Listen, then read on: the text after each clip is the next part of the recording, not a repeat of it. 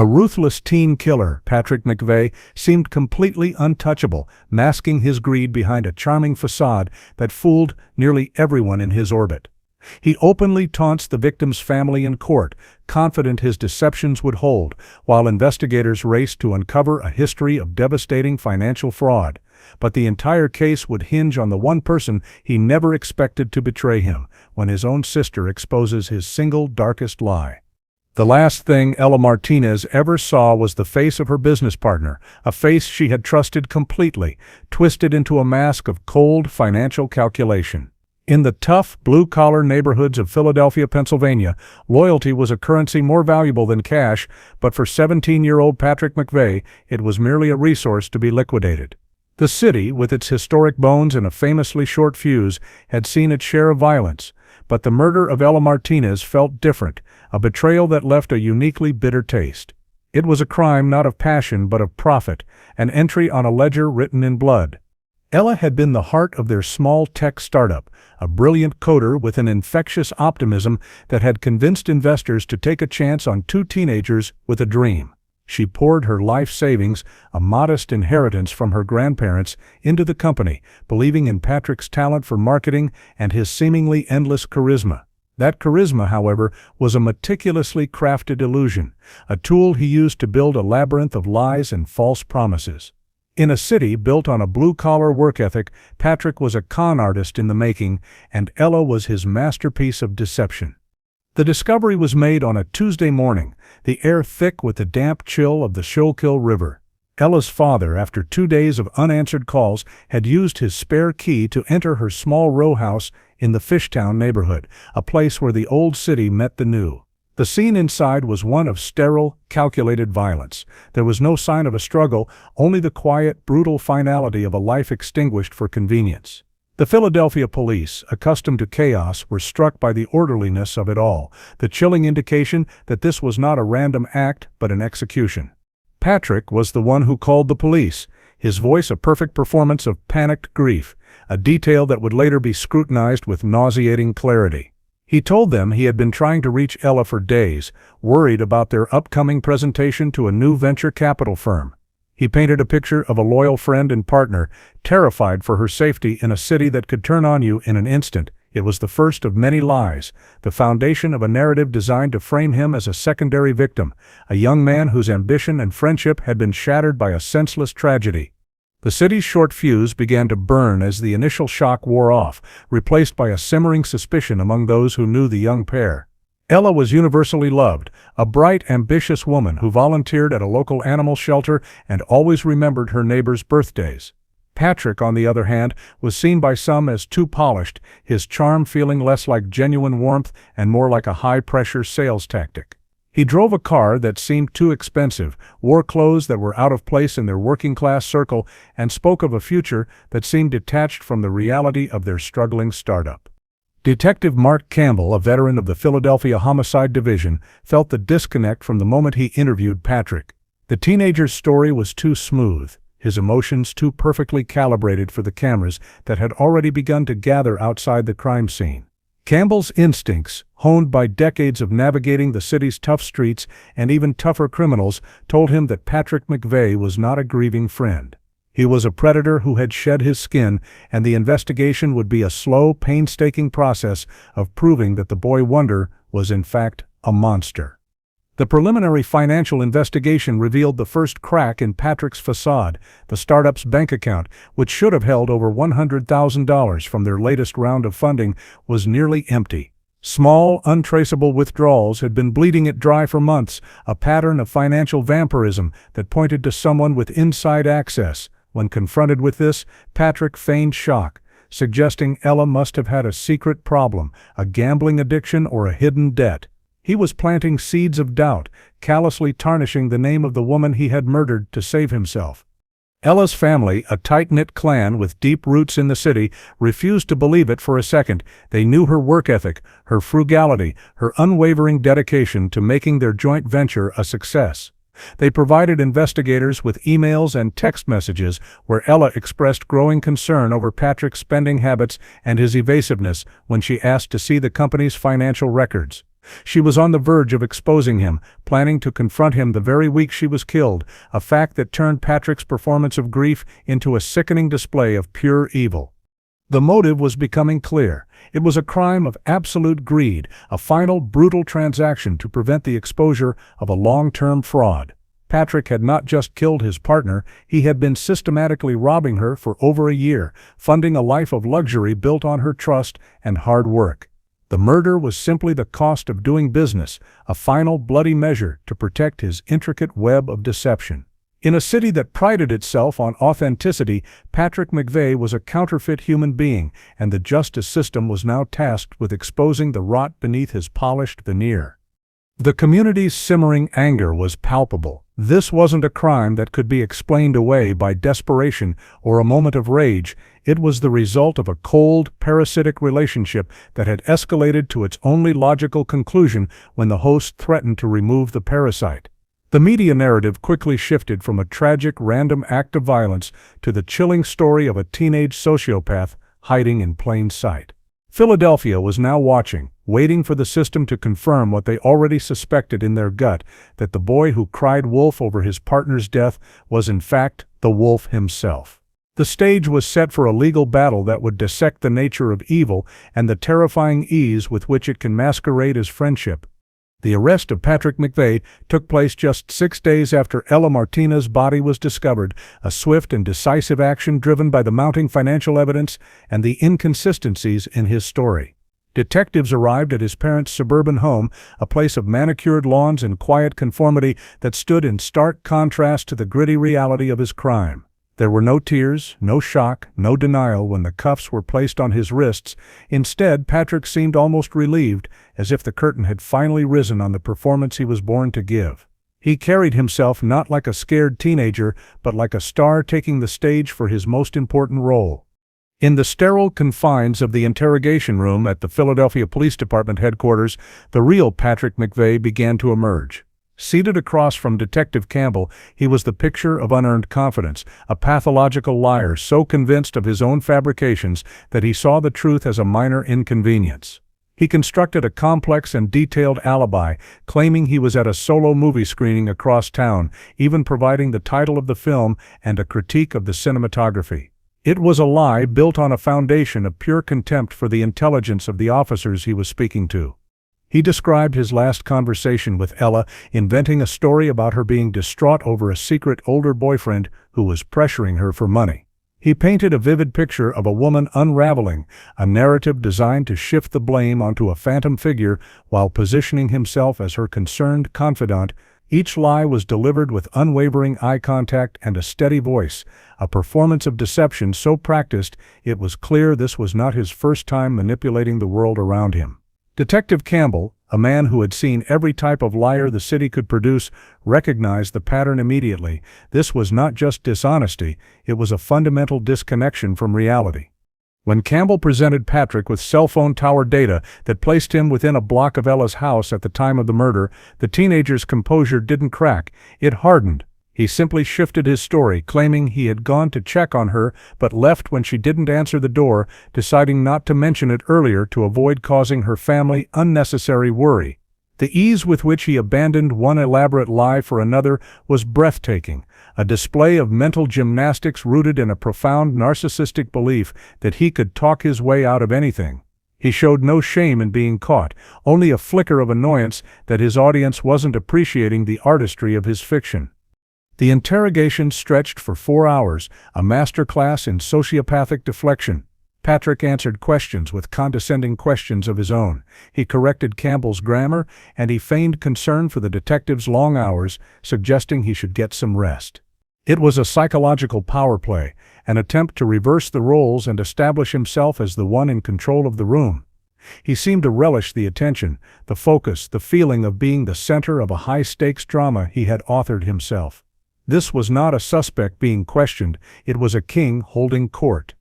The true nature of his personality was revealed when Campbell, growing tired of the games, presented a single damning piece of evidence, a security camera photo from a neighbor's house showing Patrick's car parked on Ella's street.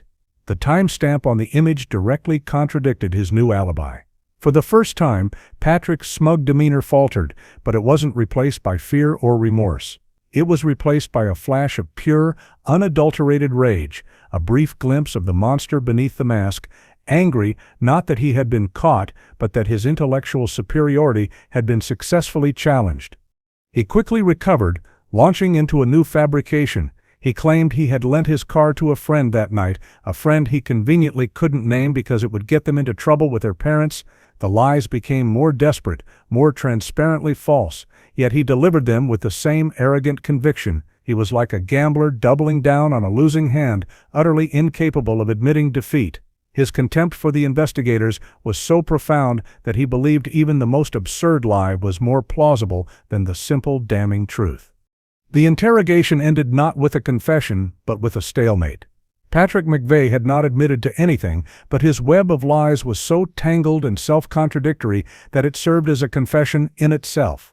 He had lied about his whereabouts, lied about his relationship with the victim, and lied about the company's finances. He had shown a chilling lack of empathy, a complete inability to process the gravity of the situation, and an unnerving enjoyment of the intellectual combat of the interrogation. This wasn't just a denial of guilt, it was a declaration of war on the very concept of objective reality. As he was led from the interrogation room to a holding cell, Patrick caught a glimpse of Ella's parents standing down the hall, their faces etched with a grief so profound it seemed to suck the air from the room.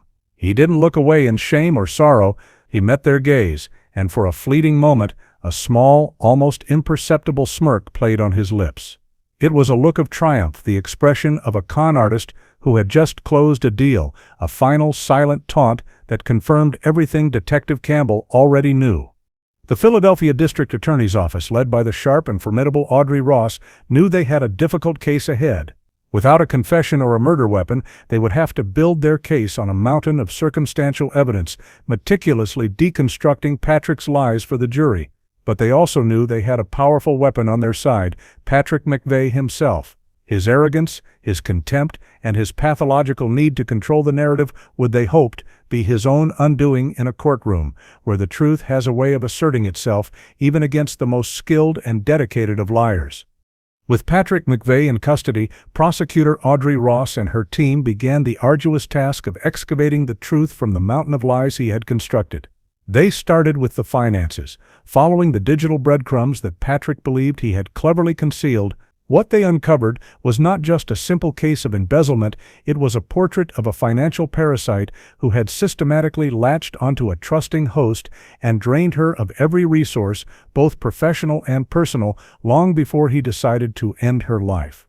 The investigation revealed that Patrick's deception began almost from the moment he and Ella agreed to become partners. He had manipulated her into giving him sole control of the company's main bank account, citing a fabricated story about his expertise in financial management from a fictitious internship. From that point on, he treated the company's funds as his own personal slush fund, siphoning off thousands of dollars every month to finance a lifestyle completely disconnected from his reality. He was a teenager from a middle-class family playing the part of a tech mogul, and Ella's dreams were funding his delusion. He spent the money on designer clothes, extravagant meals at Philadelphia's most exclusive restaurants, and weekend trips to New York City, all of which he documented on a private social media account he hid from Ella. To her, he maintained the image of a frugal, hard-working partner, often complaining about being broke to elicit her sympathy. He would even borrow small amounts of cash from her for lunch, a cruel piece of theater performed by a boy who had just spent $500 of her money on a pair of sneakers. The psychological cruelty of his actions was as profound as the financial theft. The team discovered that Patrick had also taken out multiple credit cards in Ella's name, forging her signature on the applications. He used these cards for larger purchases, a high-end gaming computer, front-row concert tickets, and even a down payment on a luxury sports car he told his friends his parents had bought him for his birthday. He was not just stealing from his friend, he was methodically destroying her financial future, burying her in a mountain of debt that she never even knew existed. Each fraudulent charge was an act of profound disrespect, a testament to his belief that other people were merely instruments for his own gratification. This parasitic relationship extended beyond their business. Investigators learned that Patrick had been living rent-free in a small apartment his parents owned, yet he told Ella he was struggling to pay for a high-rise unit downtown. On at least 3 occasions, she had given him large sums of her own money to help him avoid eviction, an act of kindness he accepted without a flicker of shame. He was a black hole of entitlement, and her generosity was simply fuel for his narcissistic fire. The prosecution now had a clear and damning motive. Ella was getting close to discovering the full extent of his financial betrayal, and a simple murder was easier than facing the consequences. The twist in the case came not from the bank statements but from Patrick's personal laptop. Forensic analysts uncovered a hidden encrypted folder containing what could only be described as a business plan for a new life. It was a meticulously detailed document outlining his intention to drain the last of the startup's funds, fake his own death, and move to Europe under a new identity. He had been researching how to obtain false passports, open offshore bank accounts, and create a new identity that would be untraceable by American authorities. The plan was chilling in its detail and its complete lack of emotion. He referred to Ella not by her name, but as the asset, and her murder was listed as Phase 1 asset liquidation.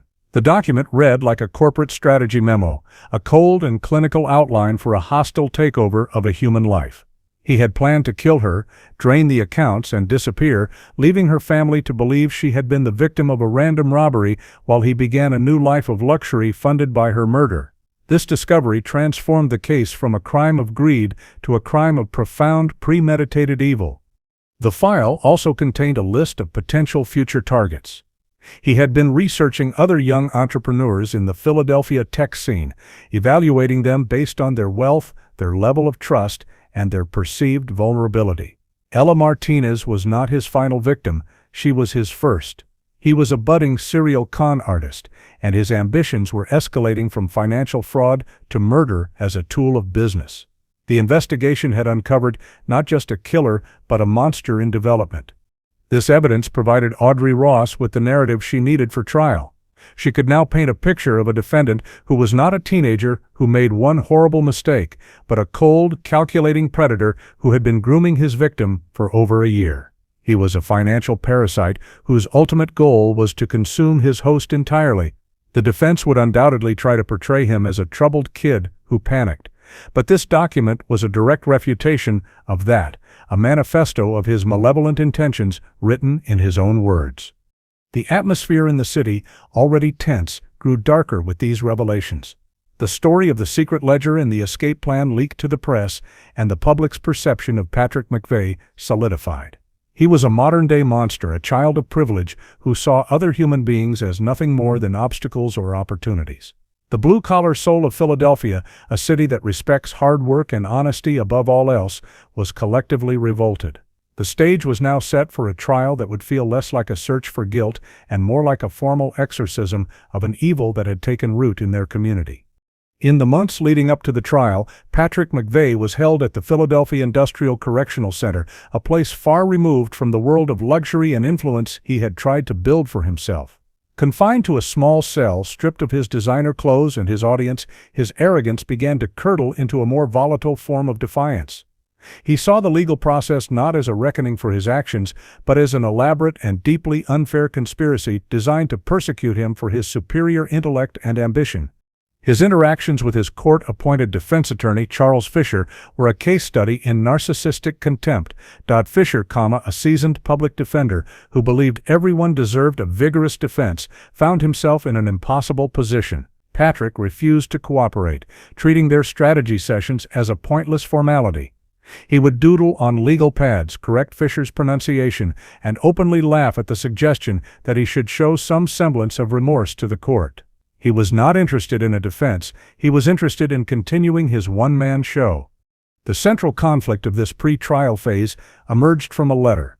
Patrick had written a detailed, bragging account of the murder to a friend, a 6-page missive filled with self-aggrandizing prose and cruel jokes at Ella's expense.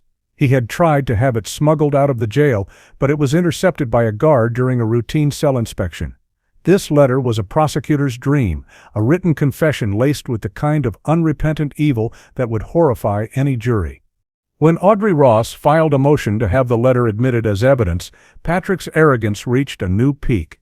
During a pre-trial hearing, while being held in a small room adjacent to the courtroom, he saw his opportunity. Believing he was unobserved, he asked the bailiff for a glass of water. When the bailiff's back was turned, Patrick grabbed the evidence bag containing the letter, tore it open, and attempted to shove the crumpled pages into his mouth and swallow them.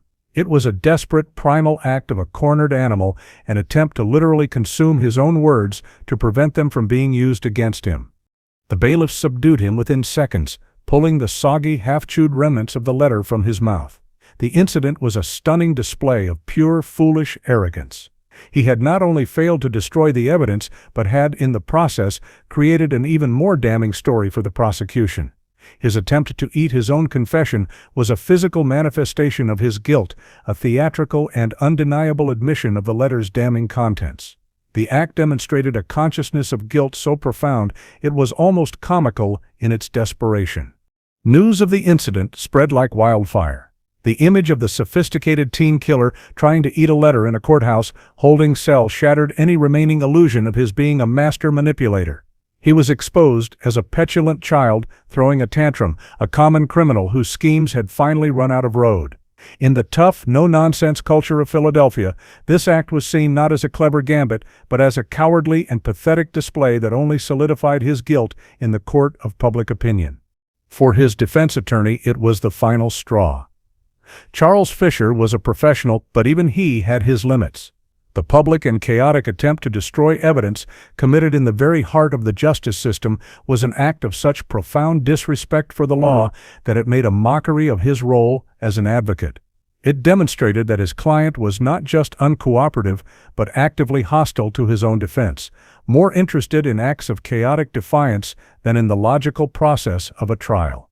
Patrick's family, who had until this point maintained a quiet but firm belief in his innocence, began to distance themselves. His actions were becoming indefensible, his behavior more monstrous than they could have imagined.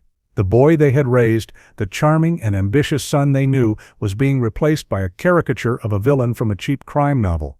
The destruction of the letter was an act so transparently guilty that even the most biased parental love struggled to rationalize it.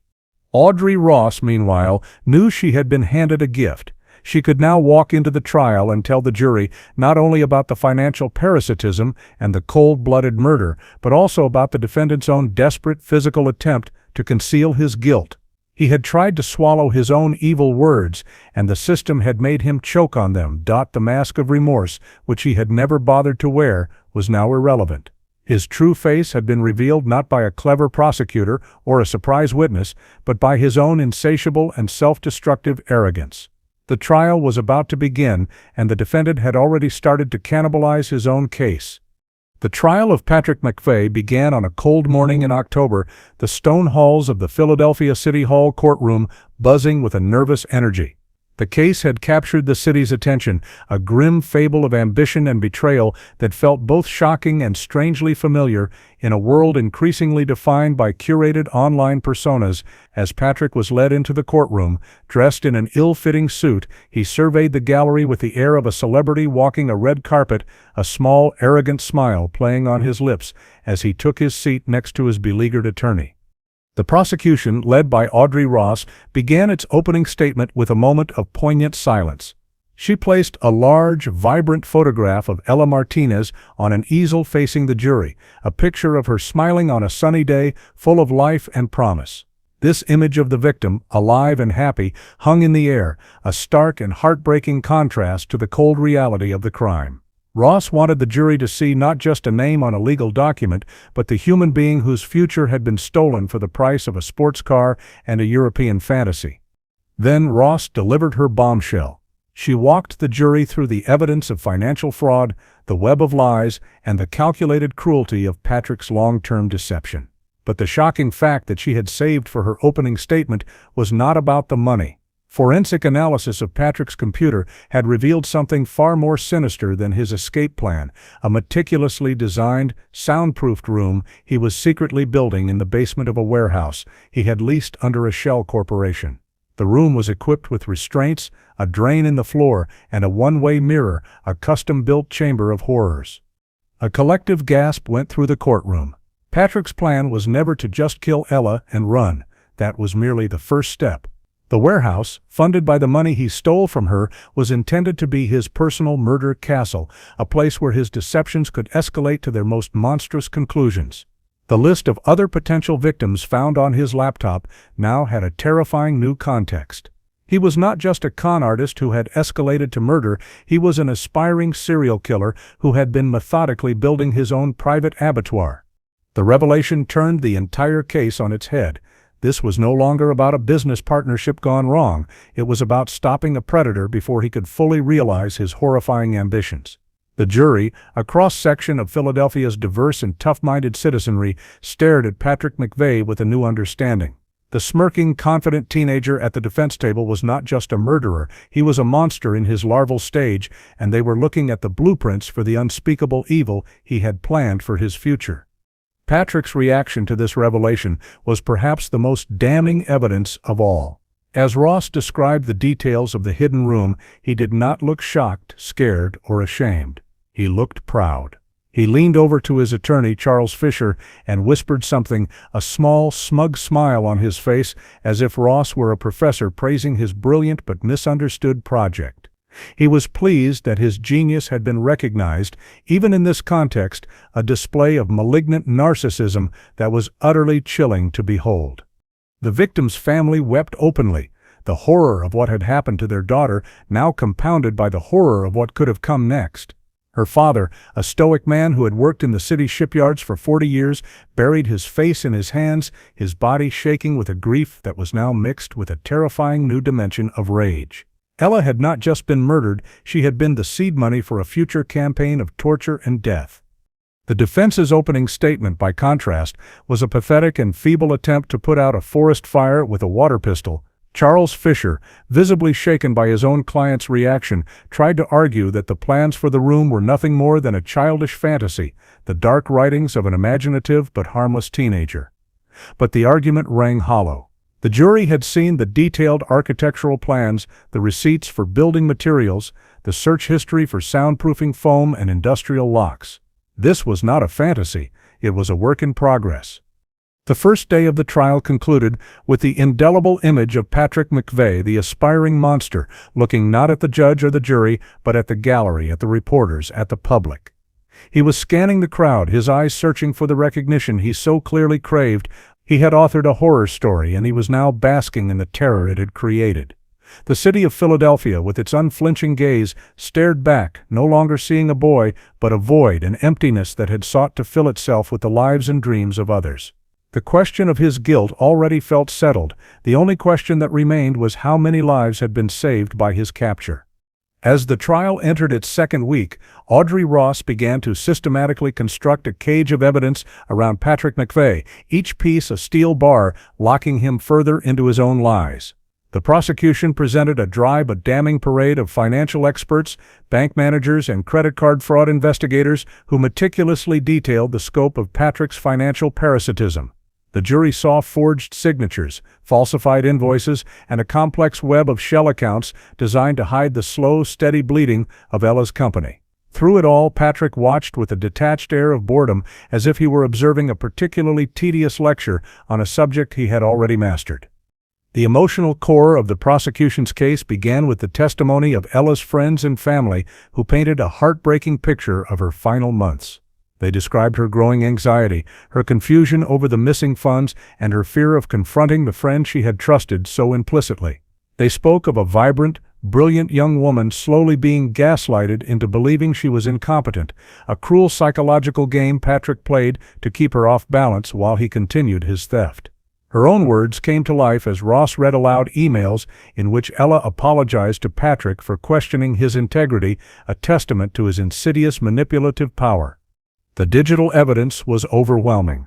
The jury was shown Patrick's secret social media profiles, a curated gallery of his stolen lifestyle. They saw photos of him on yachts, at champagne-fueled parties, and in five-star hotels, all posted on the same days he was texting Ella about their company's dire financial straits. The stark contrast between the public image he sold to his victim and the private reality he funded with her money was a portrait of breathtaking hypocrisy and malice. The prosecution then presented his search history, a journey into the darkest corners of a depraved mind. The jury saw the queries in stark black and white on the courtroom monitors: how to get away with murder, easiest way to break a neck, how to dissolve a body with household chemicals, best soundproofing for screams. The searches were time-stamped, showing a methodical and escalating interest in murder in the weeks leading up to Ella's death.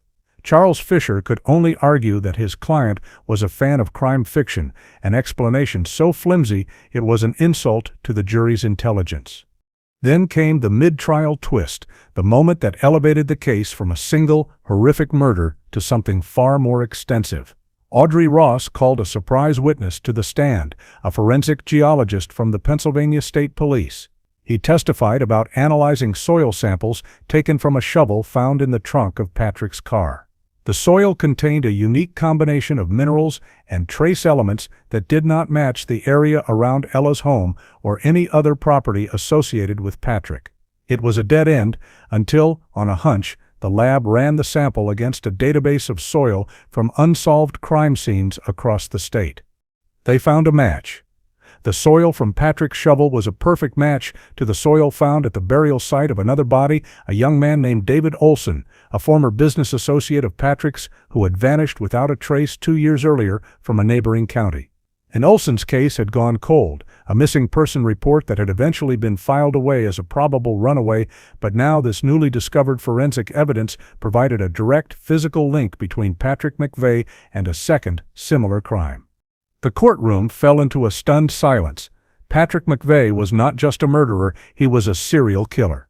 The pattern was sickeningly clear. He would enter into a business partnership with a trusting, ambitious person, exploit them financially, and then eliminate them when they became a liability. David Olson was his first victim, his trial run. The confidence and lack of panic he displayed after killing Ella were not the signs of a first-time killer, but the practiced calm of someone who had done this before. Patrick's reaction was a flicker of pure fury. His carefully constructed narrative of being a unique, brilliant mastermind was shattered. He was just another grubby, repetitive monster, a predator with a single, unimaginative trick. The revelation of a past crime demystified him, reducing his grand, evil design to a sordid and predictable pattern of violence. He glared at the forensic expert on the stand with a look of such intense hatred, it was as if the man had personally insulted his artistic vision. This new evidence was the key that unlocked everything. It explained Patrick's unnerving composure, his practiced lies, and the meticulous planning that went into the crime. He had learned from his mistakes with David Olson, refining his methods to become a more efficient killer. For Audrey Ross, this was the moment the case was won. She could now show the jury that Ella's murder was not an isolated incident, but the latest chapter in a horrifying story of predatory greed. The city of Philadelphia, already captivated by the trial, was now looking at one of the most shocking cases in its modern history. A teenage boy from the suburbs was not just a con artist and a murderer, but a serial killer who had been hiding in plain sight, using his youth and charm as the perfect camouflage. The trial was no longer just about getting justice for Ella Martinez, it was about ensuring that Patrick McVeigh would never have the chance to add another name to his list of liquidated assets. The revelation that Patrick McVeigh was likely a serial killer sent a shockwave through the courtroom, leaving his defense attorney Charles Fisher with a case that was not just unwinnable, but fundamentally indefensible. The forensic link to the David Olson case had obliterated any possibility of creating reasonable doubt. Fisher's strategy, which had been to portray Patrick as a troubled but not monstrous teenager, was now in ashes. Faced with this impossible situation, the defense made a desperate, reckless move that would backfire in spectacular fashion. Their new strategy was to pivot from arguing innocence to arguing ineptitude on the part of the police. They would attempt to discredit the investigation by claiming evidence was mishandled and that their client was the victim of a biased rush to judgment. To do this, they decided to introduce a piece of evidence they claimed the police had overlooked, a printed email supposedly written by Ella Martinez to a therapist in which she discussed feelings of depression and suicidal ideation. The defense's narrative was that Ella had taken her own life and that the police, blinded by their suspicion of Patrick, had ignored the obvious signs. It was a disgusting and desperate gambit, a final callous attempt to slander the victim to save the killer. The moment Charles Fisher presented the email to the court, Audrey Ross objected, her voice sharp with controlled fury. The judge allowed the email to be marked for identification, but granted the prosecution a 24-hour recess to examine the document before it could be presented to the jury. It was a brief pause that would prove fatal to the defense's entire case. Audrey Ross's team of digital forensic experts worked through the night. They knew the email was a fake, but they had to prove it conclusively. The document the defense had provided was a physical printout, but Ross's team was able to issue an emergency warrant to the email provider. What they received back from the tech company was the digital equivalent of a smoking gun. The email had not been sent from Ella's account. It had been sent from a newly created ghost account, routed through a series of international servers to mask its origin. But the forger had made a rookie mistake. Embedded in the email's metadata was a tiny, invisible digital watermark that identified the specific model of computer and the unique software license used to create it. The license was registered to a public library in a small town just outside Philadelphia. Working with the library, investigators pulled security footage from the time the email was sent, and there, sitting at a computer terminal, was Patrick McVeigh's father, a man who had sat in the courtroom every day with a look of mournful disbelief on his face. The next day in court was pure pandemonium. As Charles Fisher prepared to call a handwriting expert to authenticate Ella's signature on the forged email, Audrey Ross approached the bench. In a tense, whispered conference with the judge, she presented the evidence of the forgery, including a still image from the library's security camera showing Patrick's father at the computer. The judge's face turned crimson with rage. This was not just a desperate legal tactic. It was a criminal conspiracy to commit perjury and obstruct justice, unfolding in his own courtroom. The judge excused the jury and then unleashed a torrent of judicial fury upon the defense team. He accused them of, at best, gross negligence, and at worst, active participation in a fraud on the court. Charles Fisher was aghast. He had been given the document by Patrick's family and had taken their word that it was authentic. He had been used not just by his client, but by his client's entire family in a clumsy and illegal attempt to fabricate an alternate reality. The plot had been orchestrated by Patrick from jail. He had coached his father on what to write and how to send the email, convinced that this one forged document could undo the mountain of forensic evidence against him. It was an act of staggering arrogance, a belief that he could manipulate the very fabric of the justice system with one more lie. But like all his other schemes, it was too clever by half, a complex plan that collapsed under the weight of its own hubris. The forged email was not only thrown out, but the judge informed the jury that the defense had attempted to introduce fabricated evidence, a statement that was a death blow to their credibility. Patrick's father was arrested for perjury and conspiracy to obstruct justice right outside the courtroom. The defense's narrative had not just crumbled, it had spectacularly imploded, transforming a murder trial into a showcase of the McVeigh family's collective criminality and contempt for the law. Patrick watched all of this unfold with a look of profound disappointment, not in himself for getting caught, but in his father for failing to execute the plan correctly. There was no remorse, no fear, only the frustration of a director whose actor had botched a critical scene. He had gambled everything on one last great deception, and it had failed, exposing him and his family as not just malicious, but incompetent. The trial would continue, but the verdict was no longer in any doubt. With the defense's case in ruins and Patrick McVeigh's guilt all but certified, the trial moved into its final, most heart-wrenching phase, the victim impact statements. This was the moment for the court to hear not about evidence and legal statutes, but about the human cost of Patrick's greed, the void left behind by the extinguishment of a beautiful life. It was a chance for Ella Martinez to be remembered as more than just a name on a case file, and the emotional weight in the courtroom was suffocating. Ella's mother, Maria Martinez, was the first to speak. A small, dignified woman clutching a crumpled tissue, she walked slowly to the podium, her steps heavy with a grief that seemed to defy the laws of physics. She did not speak of anger or hatred. Instead, she spoke of the small, quiet moments that had been stolen from her, the Sunday morning phone calls, the shared laughter over a silly movie, the comforting smell of her daughter's favorite perfume. She described a young woman of boundless kindness and fierce loyalty, a daughter who was the bright, warm center of their family's universe. She spoke of Ella's dreams, not just for her company, but for her life. She had wanted to travel, to get married, to have children of her own. As Maria spoke, her voice thick with unshed tears, she created a portrait of a future that had been brutally erased, a timeline of joy and love that now existed only as a painful ghost. The entire courtroom, from the jury to the seasoned court reporters, was wrapped in a profound and respectful silence, bearing witness to a mother's bottomless sorrow. It was during this moment, at the absolute peak of the statement's emotional power, that Patrick McVeigh made his move. As Maria Martinez's voice cracked while describing the last time she hugged her daughter, Patrick let out a loud, theatrical yawn. He stretched his arms over his head, rolled his eyes in a gesture of profound boredom, and then turned his head to stare pointedly at the clock on the courtroom wall, tapping his fingers on the defense table as if waiting for a bus. The act was so shocking, so brazenly cruel that for a moment nobody reacted.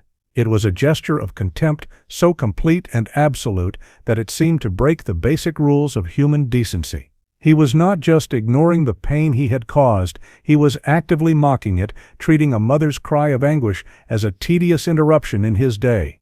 The yawn of contempt was a final, ugly confession, a clear statement that he felt nothing, no remorse, no guilt, no empathy, only a petulant annoyance that he was being forced to listen to the consequences of his actions. A low growl of outrage rumbled through the gallery. Ella's father, who had been sitting silently with his head bowed, shot to his feet, his face a mask of pure, murderous rage. He took a step toward the defense table before being gently but firmly restrained by a bailiff.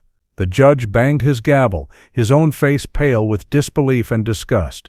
He called for a brief recess, his voice trembling with a barely controlled fury at the scene that had just unfolded. For the jury, this was the breaking point. They had seen the financial records, the forensic reports, and the blueprint for a torture chamber. But it was this one small, silent gesture, this yawn, that seemed to encapsulate the entirety of Patrick McVeigh's evil. It was the physical manifestation of a soul that was utterly empty, a black hole of narcissism that could not even perform the basic human ritual of feigning sympathy for a grieving mother. It was more damning than any piece of evidence the prosecution could have presented. When the court reconvened, the atmosphere had irrevocably changed. The last vestiges of legal formality seemed to have been burned away, leaving only the raw, ugly truth of the crime. Patrick's lawyer, Charles Fisher, sat slumped in his chair, his face ashen. He did not look at his client. There was nothing left to defend, nothing left to argue. His client had just demonstrated, in a way more powerful than any testimony, that he was not just a killer, but a monster utterly devoid of a soul. The remaining impact statements were delivered, each one a fresh wave of grief washing over the courtroom. But everyone's eyes kept returning to Patrick McVeigh, who now sat with a faint, self-satisfied smirk on his face. He had gotten the attention he craved. He had made himself the center of the story once again, not through cleverness or charm, but through an act of such profound and memorable cruelty that no one in that room would ever forget it.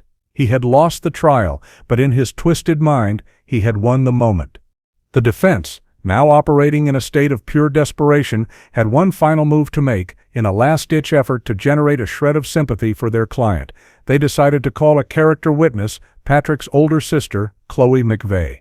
The strategy was transparently foolish. They hoped she would speak of a troubled but loving brother, perhaps planting a seed of doubt, or at least humanizing the monster who had just yawned at a grieving mother. It was a catastrophic miscalculation. Chloe McVeigh was a quiet, nervous young woman who seemed to carry the weight of her family's shame on her small shoulders. As she took the stand, she avoided looking at her brother, her eyes fixed on a point on the far wall. Charles Fisher began with gentle questions, asking her to describe her brother's childhood, their family life, his ambitions. Chloe answered in a soft, halting voice, painting a generic picture of a normal suburban upbringing. But as the questioning continued, a visible tension grew within her. She kept glancing at the jury, then at the heartbroken faces of the Martinez family in the front row. The weight of her testimony, and the lies it was built upon, seemed to be physically crushing her. She knew the truth, and the sterile, formal environment of the courtroom was making it impossible to continue the charade that had defined her family for the past year. The turning point came when Audrey Ross began her cross-examination. Ross was not aggressive. Her tone was gentle, almost sympathetic. She didn't ask about Patrick's character. Instead, she asked Chloe about the forensic evidence linking her brother to the disappearance of David Olson, the second victim. She asked Chloe if she knew that her brother had been building a soundproof room in a warehouse. She asked her if she had seen the search history, the queries about how to dissolve a human body. With each question, Chloe seemed to shrink further into herself. These were not abstract legal arguments. They were concrete, horrifying facts about the person she shared a bloodline with. The foundation of denial she had been standing on began to crumble. The image of her brilliant, misunderstood little brother was being replaced by the undeniable reality of a serial predator. The conflict raging within her, loyalty to her family versus the fundamental demands of human decency, reached its breaking point. Audrey Ross paused, letting the silence in the courtroom hang heavy in the air. Then she asked the final, simple question. "Chloe," she said, her voice soft but clear, "where was your brother on the night Ella Martinez was killed?" And then it happened. Chloe McVeigh broke. A strangled sob escaped her lips, and she began to weep uncontrollably, her body shaking with the force of a confession that had been held back for too long. Through her tears, she looked not at Ross, but directly at the Martinez family, her face a mask of profound shame and regret. "He was at home," she whispered, her voice cracking. "He came into my room late that night. He was happy." The courtroom held its breath. This was it, the final, darkest lie about to be exposed by the one person Patrick thought would protect it forever. "What did he tell you, Chloe?" Ross pressed gently. Chloe took a deep, shuddering breath. "He told me he had finally solved his cash flow problem," she said, the words tumbling out in a rush of cathartic horror. "He said Ella wouldn't be a problem for the company anymore, and then he laughed. He told me how easy it was, how she looked so surprised. He described it to me. He was so proud of himself." It was the final, devastating revelation. The confession had not been made to police under duress, but to his own sister in a moment of gleeful, triumphant pride. He had not been scared or panicked. He had been exhilarated. He had treated the murder of his friend as a clever business move, a successful corporate merger with death. Chloe's testimony was the key that unlocked the last door to his soul, revealing nothing inside but a cold, empty void. Patrick McVeigh's reaction was not of a man betrayed, but of a king overthrown by a disloyal subject. He leaped to his feet, his face contorted in a mask of pure reptilian fury. He screamed at his sister, calling her a liar, a traitor, his voice echoing through the silent courtroom. It took 3 bailiffs to restrain him, to wrestle him back into his seat as he fought and spat, his mask of calm intellectual superiority finally shattered, revealing the feral, cornered animal beneath. The defense case was not just over, it was annihilated.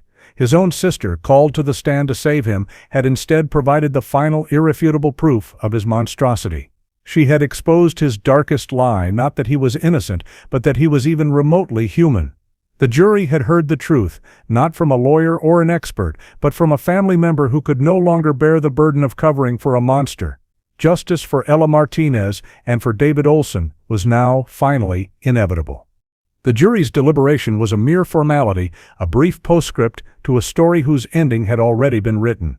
They returned in just under 1 hour, a clear and decisive repudiation of Patrick McVeigh's entire existence. The foreperson did not look at the defendant as they pronounced the word guilty on all counts, from first-degree murder to the litany of fraud charges. A wave of quiet, exhausted relief washed over the gallery, the collective exhalation of a city that had been holding its breath. As the verdict was read, Patrick McVeigh remained unnervingly still, a statue of pure defiance. The arrogant smirk, the look of intellectual superiority, had returned to his face. He had lost the game, but he seemed determined to control his final scene, to exit the stage on his own terms. He stared directly at the Martinez family, his eyes cold and empty, offering no apology, no flicker of remorse, only a final silent assertion of his unshattered ego.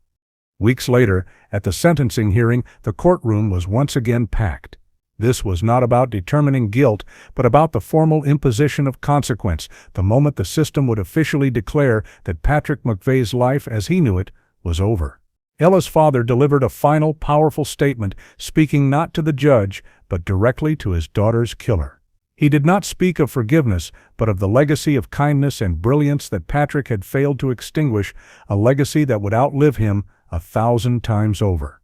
The judge, a man known for his stoic and measured demeanor, seemed to set aside his judicial restraint.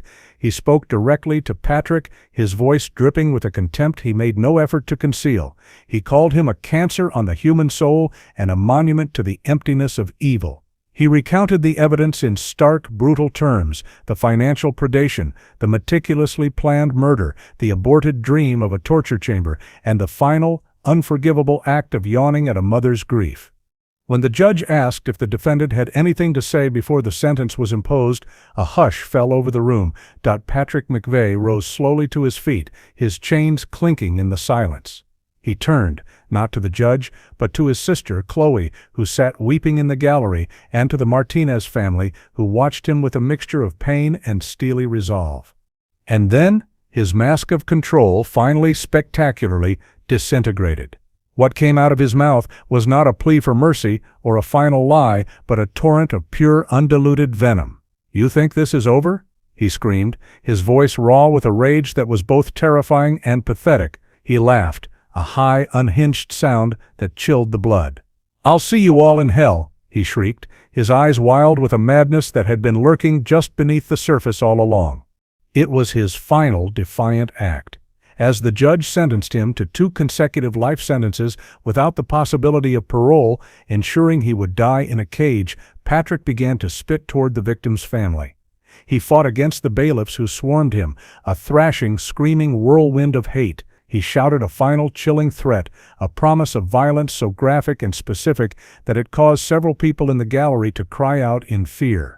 He was dragged from the courtroom, still screaming, still fighting, a monster finally being pulled back into the darkness from which it came. His exit was not quiet or dignified. It was a chaotic, ugly spectacle that perfectly mirrored the nature of his soul. He was not a misunderstood genius or a master manipulator. He was just a hollow boy filled with a bottomless, violent rage, a failed con artist whose final product was his own self-destruction. Outside on the steps of the courthouse, the Martinez family stood together, blinking in the pale afternoon light, looking not triumphant but profoundly weary. They had received justice, but it would not bring their daughter back. In the tough, historic city of Philadelphia, a city that knows how to endure, they had faced down a monster and won. But the victory was a scar, a permanent reminder of the darkness that can hide behind a charming smile and the profound cost of a single unforgivable lie.